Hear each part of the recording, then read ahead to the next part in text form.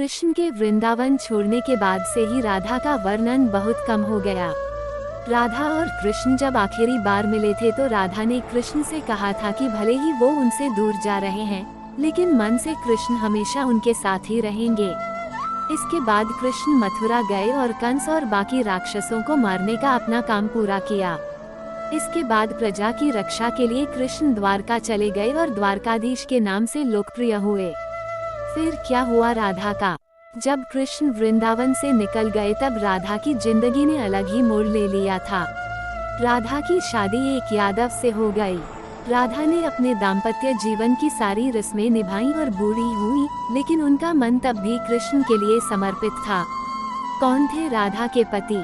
राधा के पति का वर्णन ब्रह्मावैवर्त पुराण में किया गया है। ये वेद व्यास द्वारा रचित 18 पुराणों में से एक है। राधा की शादी के बारे में भी अलग अलग कहानियां प्रचलित हैं। कुछ के अनुसार राधा की शादी अनय से हुई थी। अनय भी वृंदावन निवासी थे और राधा और अनय की शादी ब्रह्मा की एक परीक्षा के बाद हुई थी।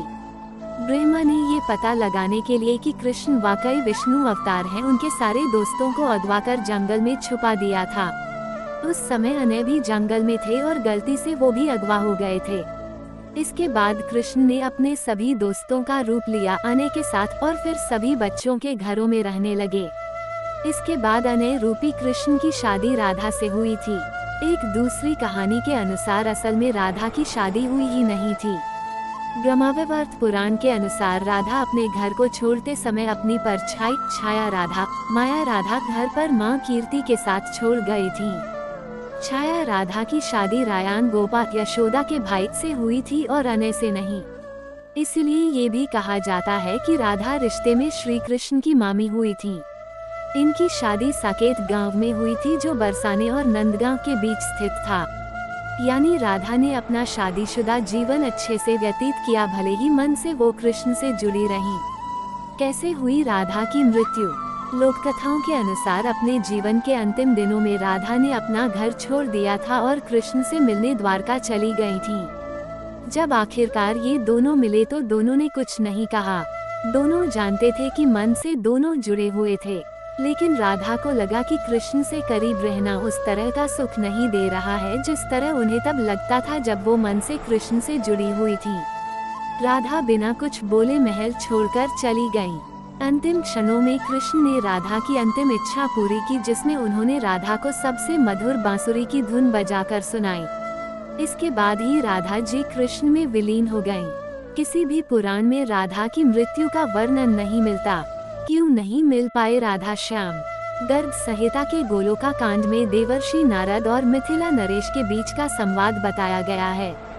ये राधा और श्रीधामा के श्राप के कारण हुआ था कि राधा और कृष्ण को 100 सालों का वियोग झेलना पड़ा था। श्री गर्ग संहिता के विश्वजीत कांड के 49वें अध्याय में एक और कहानी लिखी गई है। कहा गया है कि राधा और कृष्ण 100 साल बाद सूर्य ग्रहण के दौरान होने वाले एक यज्ञ में मिले थे जो कुरुक्षेत्र में हो रहा था। इस दौरान राधा को योगेश्वर भगवान अपने रानियों और गोपियों के साथ ले गए द्वारका। यहाँ सभी ने राजसूया यज्ञ में हिस्सा लिया जिसे राजा उग्रसेन ने करवाया था। उस समय राधा कृष्ण के साथ उनकी पत्नी के तौर पर थी और यही लिखा जाता है कि राधा की शादी कृष्ण से हुई थी और वो छाया राधा थी जो रायान गोपा से शादी कर कृष्ण की मामी बनी थी। पर सिर्फ इस यज्ञ को ही राधा और कृष्ण की शादी का सबूत माना जाता है।